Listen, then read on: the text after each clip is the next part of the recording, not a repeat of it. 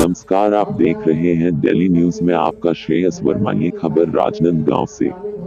संत कबीर प्राकट्य उत्सव में राजनांदगांव पहुंचे विधानसभा अध्यक्ष। एसडीएम द्वारा रेत चोरी मामले पर कहा कठोर कार्यवाही होगी।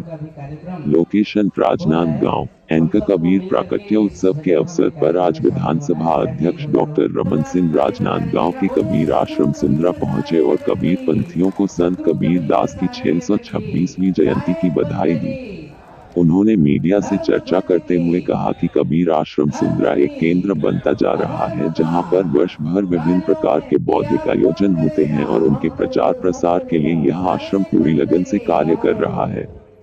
होगी कठोर कार्यवाही। ब्यूरो राजनांदगांव जिले के डोंगरगढ़ विधानसभा के अंतर्गत ग्राम मूलपार बजामरी में माफियाओं द्वारा डंप की गई रेत को एसडीएम उमेश पटेल द्वारा नियम विरुद्ध ठेकेदारों को बेचने के मामले पर जवाब देते हुए डॉक्टर रमन सिंह ने कहा कि कोई भी अधिकारी इस तरह का कार्य करता है तो सरकार कठोर है, इसलिए कठोर कार्यवाही होगी।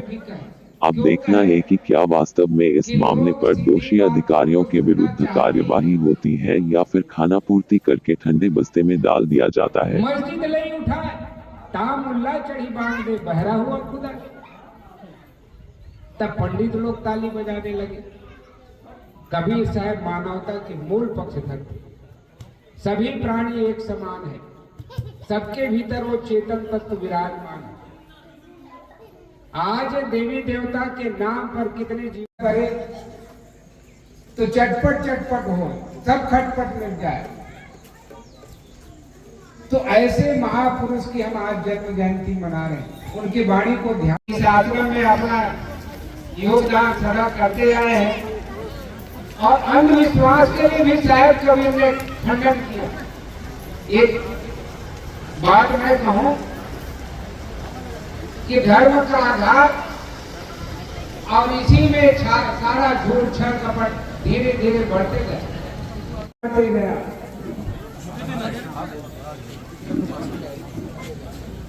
तो एक पंडित जी थे और पंडितों का काम क्या है? पूजा पाठ करना, अर्चन वंदन करना। बहुत दिन से पंडित जी का धंधा पानी नहीं चला।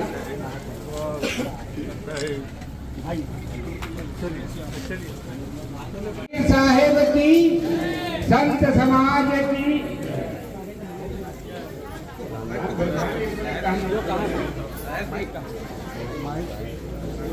ये है ना,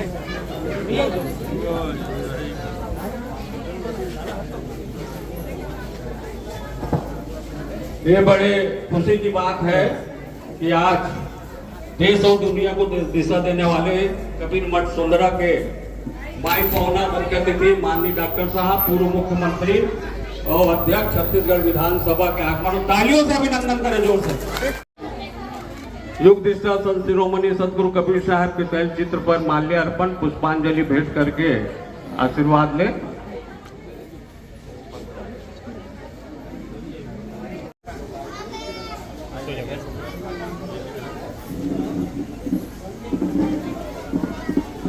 नहीं, उन्हीं का बोल रहा हूँ, ग्राम पंचायत का लोकार्पण का भी माननीय मुख्य अतिथि डॉक्टर शेड निर्माण के लिए माननीय डॉक्टर साहब ने का लोकार्पण किया। मैं आग्रह करूंगा सादर स्थान ग्रहण करें। हमारे प्राचीन कबीर मठ नादिया के आचार्य स्वामी मंगल साहब को पुष्प भेंट करके आशीर्वाद प्राप्त करेंगे। प्राचीन कबीर मठ नादिया के आचार्य के साथ जितने भी संत समाज प्रयागराज से पधारे हैं, महाराष्ट्र से पधारे हैं, सुंदरा के हमारे प्रमुख जितेंद्र साहब जी, सबका आपने अभिनंदन किया। भाई, आपने एक इतिहास लिखा है, आपकी एक अंतरराष्ट्रीय छवि है। चाउर वाले बाबा के रूप में पूरी दुनिया ला देखे जाते हैं। सेवक राम साहू जी, सुरेश साहू जी मनकी, मंथिरदास जी पारी कला, मंथिरदास जी पूर्व सरपंच जी आ रहे, तालियों से अभिनंदन करें। साहेब बंदगी साहब आज आपके बीच सुंदरा के कबीर आश्रम में आने का सौभाग्य मिला। अवसर भी महत्वपूर्ण है। कबीर साहब के प्रकट उत्सव में संतों के समागम के बीच जब छत्तीसगढ़ और देश भर के कबीर पंथ के प्रमुख संत यहाँ मौजूद हैं, सबसे पहले जो आज यहाँ के अतिथि संत आए हैं उनका मैं सबसे पहले स्वागत करूंगा।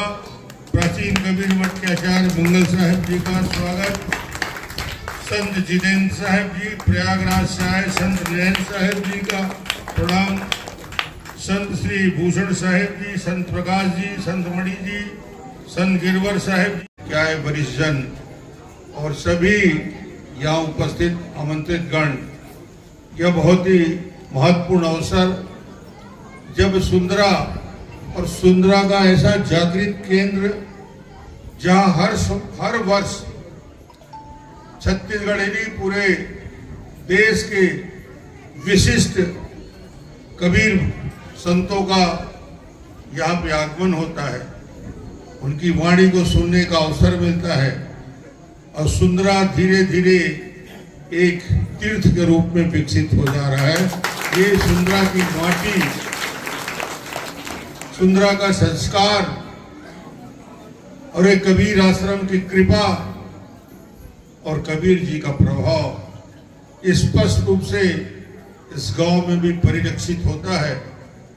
हमारा राजनांदगांव, हमारा छत्तीसगढ़, हमारा कवर्धा भाग्य है कि मैं जहां पैदा हुआ कबीर धाम कवर्धा से मैं आता हूं, तो संत कबीर की नगरी है। सबसे बड़ा प्रभाव यदि किसी संत का छत्तीसगढ़ के इस वातावरण में पड़ा है तो मुझे लगता है कि छत्तीसगढ़ में सुख शांति समृद्धि और विकास यदि हो रहा है तो कबीर साहेब का बहुत बड़ा आशीर्वाद छत्तीसगढ़ के ऊपर रहा है, छत्तीसगढ़ की मिट्टी पे रहा है। मैं आप सभी का स्वागत करता हूं। कबीर जी ने वो संत जिसकी बॉडी में प्रखरता, जिस संत के वाणी की ओजस्विता जितनी प्रखर उनके प्रागट्य के समय 626 साल पहले थी, कोई विरले संत इस 500-600 साल में पैदा हुए जिनकी ऐसी प्रखरता का। और आज ऐसा लगता है कि सबसे बड़ी प्रासंगिकता यदि किसी के है तो संत कबीर की है। इस देश में, इस समाज में, इस दुनिया में यदि कोई उपाय है, विश्व में अलग अलग देशों के बीच विवाद, युद्ध का खतरा,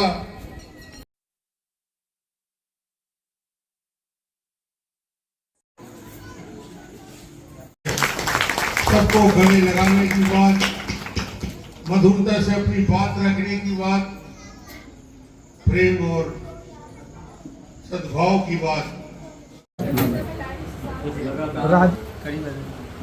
पढ़ेंगे साहब समझ निकाल साहब तो बहुत बढ़िया बोलते हैं। ये आश्रम में आए हूँ, कबीर आश्रम सुंदरा में। कबीर प्रागट्य उत्सव 626वीं वर्षगांठ में सुंदरा एक केंद्र बनता जा रहा है, जहाँ हर वर्ष कबीर जी के न केवल प्रागट्य उत्सव में बल्कि साल भर विभिन्न प्रकार के बौद्धिक आयोजन होते हैं और उनके प्रचार प्रसार के लिए ये आश्रम लगातार काम कर रहा है। आज भी बड़े बड़े संत यहाँ आए हैं और उत्तर प्रदेश से, छत्तीसगढ़ के अलग अलग मठ से आज कबीरपंथी यहाँ मौजूद हैं। पूरे गांव वाले लोग रहते हैं तो बड़ा उत्साह के साथ मनाते हैं और कबीर के मार्ग, निश्चित रूप से इस देश को, दुनिया को उसी मार्ग में चलना पड़ेगा।